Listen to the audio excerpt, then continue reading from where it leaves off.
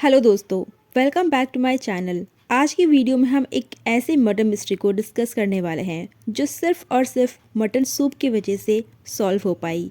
साल 2017 में हैदराबाद में एक कत्ल हुआ। कत्ल ने एक भी सुराग नहीं छोड़ा, लेकिन फिर उस दिन जब मटन सूप बना तो सब कुछ बदल गया। और ये कत्ल एक तेलुगु फिल्म से इंस्पायर्ड होके किया गया था। तो क्या है पूरी कहानी, जानेंगे इस वीडियो में। लेकिन वीडियो में आगे बढ़ने से पहले चैनल को ज़रूर से सब्सक्राइब कर दें और इसी तरह की वीडियोस देखने के लिए बेल आइकन भी प्रेस कर लें। 27 नवंबर 2017 नागर कुर्नूल, तेलंगाना के प्राइवेट हॉस्पिटल में स्वाति एक शख्स के साथ भागे हुए आती है। उस शख्स का चेहरा काफ़ी झुलसा हुआ था। हॉस्पिटल में मौजूद सभी लोग ये मंजर देखकर सहम गए थे। हड़बड़ाती हुई स्वाति हॉस्पिटल के स्टाफ को बताती है कि ये शख्स और कोई नहीं बल्कि उसका हस्बैंड सुधाकर रेड्डी है, जिन पर कुछ लोगों ने अटैक करके पेट्रोल डालकर आग लगा दी। हॉस्पिटल के स्टाफ फौरन उसे इमरजेंसी वार्ड में ले जाते हैं और ट्रीटमेंट शुरू करते हैं। कुछ दिन बाद सुधाकर की तबीयत में सुधार हुआ, लेकिन उसका चेहरा बुरी तरह से झुलसा हुआ था। डॉक्टर ने सजेस्ट किया कि चेहरे को ठीक करने के लिए प्लास्टिक सर्जरी करना पड़ेगा, जिसके लिए स्वाति एग्री हो जाती है। प्लास्टिक सर्जरी एक महंगा प्रोसीजर होता है।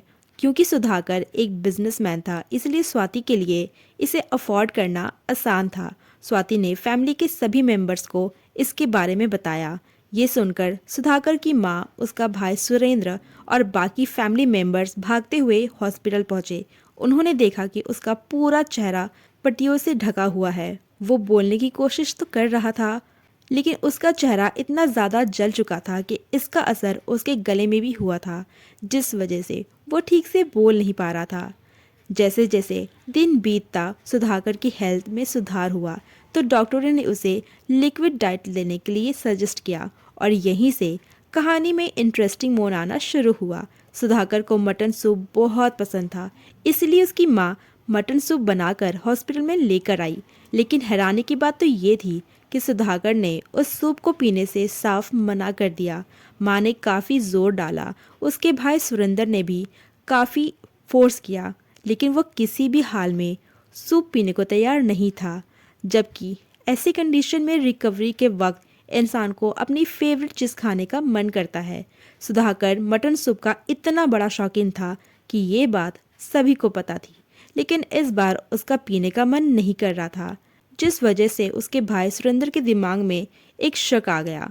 लेकिन उसने इस शक के बारे में किसी से भी शेयर नहीं किया। सुधाकर का चेहरा 30% से ज़्यादा चल चुका था, लेकिन उसकी हेल्थ में काफ़ी सुधार था। उसके भाई ने नोटिस किया कि सुधाकर के बैठने, उठने और बोलने के तरीके में काफ़ी बदलाव आ चुका है।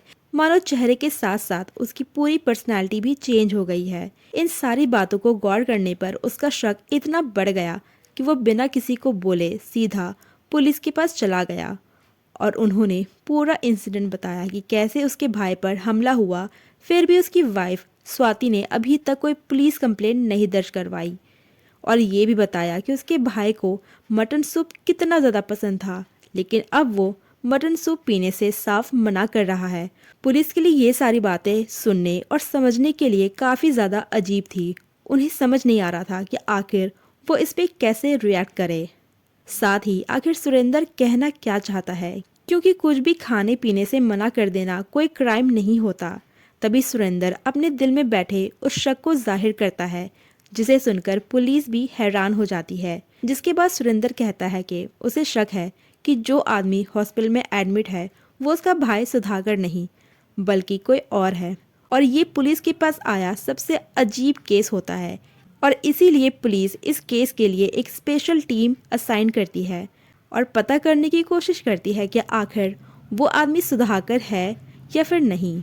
इसीलिए बहुत प्लानिंग से सीक्रेट पुलिस ने उस आदमी के फिंगरप्रिंट्स ले लिए और सुधाकर के आधार कार्ड से लेकर बैंक के सारे डेटा और सारे रिकॉर्ड से मैच करवाना स्टार्ट कर दिए।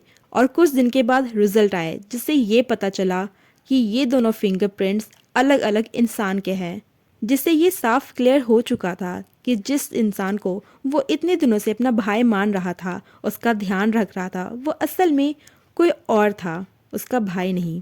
ये एक ऐसा शख्स था जिसने पुलिस से लेकर स्वाति और सुधाकर के दोनों फैमिली मेंबर्स को हिला के रख दिया था। स्वाति के पिता ने तो उसे अपना दामाद समझकर उसके इलाज में 5 लाख रुपए तक खर्च कर दिए थे। अब सवाल ये आता है कि आखिर वो आदमी कौन था और असली सुधाकर कहाँ है, और आखिर क्यों स्वाति उसे अपना हस्बैंड बता रही है। आखिर कौन सा ऐसा राज है जो स्वाति सबसे छुपा रही है। इन सभी सवालों के लिए पुलिस स्वाति को पुलिस स्टेशन बुलाती है और उससे सुधाकर पर हुए हमले से लेकर हॉस्पिटल में एडमिट करवाने तक सारे इंसिडेंट के बारे में डिटेल में पूछताछ करती है। पुलिस ने स्वाति के दिए गए बयानों में ढेर सारे लूप होल्स और कमियां पाई। इसीलिए पुलिस ने स्वाति से सख्ती से पूछताछ की। सिंस वो कोई प्रोफेशनल क्रिमिनल नहीं थी, इसलिए कुछ देर बाद वो टूट गई और सच बताना शुरू कर दिया। एक ऐसा सच जिसने हर किसी को हिला के रख दिया, जिसने अपने ख्वाब में भी नहीं सोचा होगा। साल 2014 में स्वाति की सुधाकर से शादी हो गई थी और ये एक अरेंज मैरिज थी। सुधाकर पेशे से बिजनेसमैन था और स्वाति हॉस्पिटल में एक नर्स थी। उनके 2 बच्चे थे, एक बेटा दर्शित और छोटी बेटी हर्षिता। शादी के कुछ सालों के बाद स्वाति को बैक पेन शुरू हो गया। जब दर्द बर्दाश्त के बाहर हो गया तो वो सुधाकर के साथ डॉक्टर को दिखाने के लिए गई, जिन्होंने उसे एक फिजियोथेरेपिस्ट सजेस्ट किया।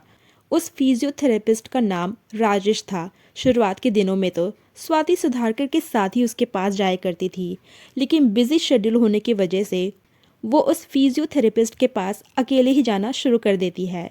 कुछ वक्त के बाद स्वाति और राजेश के बीच लव अफेयर शुरू हो गया और धीरे धीरे करके ये इतना गहरा हो गया कि इन्होंने सब कुछ ताक पर रख दिया। स्वाति और सुधाकर की मैरिड लाइफ काफ़ी नॉर्मल थी, इसीलिए स्वाति के सामने सुधाकर को डिवोर्स देने का कोई भी एंगल नहीं था। साथ ही डिवोर्स देने पर उसे सुधाकर की प्रॉपर्टी से भी हाथ धोना पड़ता। लेकिन जब किसी को किसी से प्यार हो जाए तो फिर कुछ कहाँ दिखता है। एक दिन बाय चांस स्वाति ने एक तेलुगु मूवी यवदु देखी। मूवी देखकर उसके दिमाग में एक शैतानी आइडिया आया, जिसे उसने राजेश के साथ शेयर किया। इस मूवी के एक पार्ट में दिखाया गया था कि कैसे प्लास्टिक सर्जरी से एक इंसान को दूसरे इंसान में बदला जा सकता है। दोनों ने मिलकर इस मूवी को कम से कम 20 से ज़्यादा बार देखा और इसके बाद बेहिसाब सनक में स्वाति ने एक ऐसा प्लान बनाया जिस पर आपको जल्दी यकीन हो ही नहीं पाएगा। अब इसके बाद अपने प्लान के अकॉर्डिंग स्वाति ने राकेश को सुधाकर जैसा बनने की ट्रेनिंग देना शुरू कर दिया। सुधाकर का बैठना उठना, आव भाव, चाल ढाल, कपड़े पहनने का तरीका, उससे जुड़ी छोटी से छोटी बात राजेश को सिखाई। जिसके बाद आखिरकार 26 नवंबर 2017 का दिन आ चुका था और ये वो दिन था जब इस प्लान को एग्जीक्यूट करना था। और ये दिन भी छुट्टी का था, क्योंकि छुट्टी का दिन होने की वजह से सुधाकर अपने घर पे ही था। और क्योंकि स्वाति पेशे से नर्स थी, इसीलिए उसे एनेस्थीसिया के यूज़ के बारे में पूरी नॉलेज थी। और प्लान के अकॉर्डिंग स्वाति ने सबसे पहले सुधा को एनेस्थीसिया देकर बेहोश कर दिया और धीरे से राजेश को अपने घर के अंदर बुला लिया। और फिर इसके बाद उन्होंने आयरन रॉड की मदद से सुधाकर को मार डाला और इसके बाद उसके चेहरे को मिटा दिया, ताकि अगर किसी को भी उसकी बॉडी मिल जाए तो उसकी शिनाख्त ना हो पाए। और इसके बाद उसकी बॉडी को एक चादर में लपेट कर उसे महबूब नगर के एक जंगल में ले गए, जहां जाकर उन्होंने उस बॉडी को जला दिया और फिर दफना दिया। अब इसके बाद बारी थी इस प्लान के दूसरे पार्ट की, जो कि काफ़ी ज़्यादा भयानक था। प्लान के अकॉर्डिंग स्वाति के लाइफ में राजेश को अब सुधाकर की जगह लेनी थी।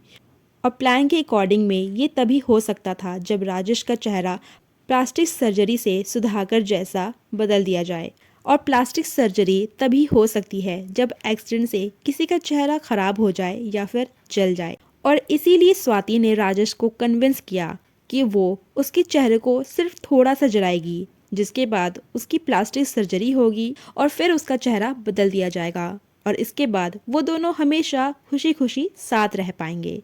जिसके बाद राकेश भी मान जाता है, क्योंकि ये कोई आसान काम तो नहीं था। इसलिए राकेश इस प्लान से थोड़ा हिचकिचा रहा था, लेकिन इश्क जो ना करवाए वो कम है। 27 नवंबर 2017 मर्डर करने के नेक्स्ट डे स्वाति के समझाने पर राकेश अपने चेहरे को जलाने के लिए तैयार हो जाता है। इसके बाद स्वाति अपने हाथ से धीरे धीरे एसिड उसके चेहरे पर डालकर उसे जलाना शुरू करती है।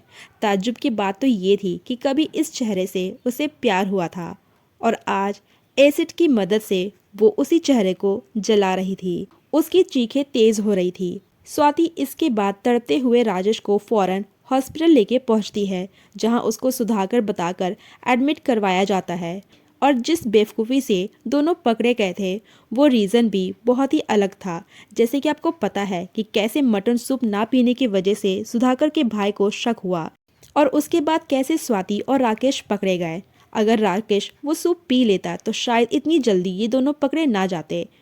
लेकिन सवाल उठता है कि आखिर उसने सूप पीने से मना क्यों किया, और वजह बहुत सिंपल है कि राकेश वेजिटेरियन था, यानी कि शाकाहारी, और इसी वजह से वो सूप पीने से मना कर रहा था।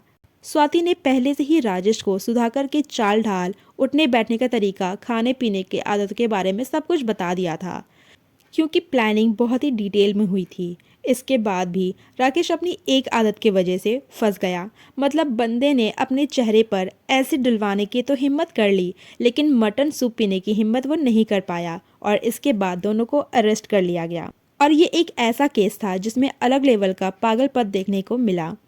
एक मूवी देखकर बनाए गए इस प्लान में उन्होंने एक बार भी नहीं सोचा कि एक इंसान से उसका चेहरा ही नहीं जुड़ा होता, बल्कि हजारों और चीज़ें भी जुड़ी होती है जिसे वो लाख कोशिश करने के बाद भी बदल नहीं सकते। और इस केस से एक और बात भी समझ आती है कि बुरे का अंत बुरा ही होता है।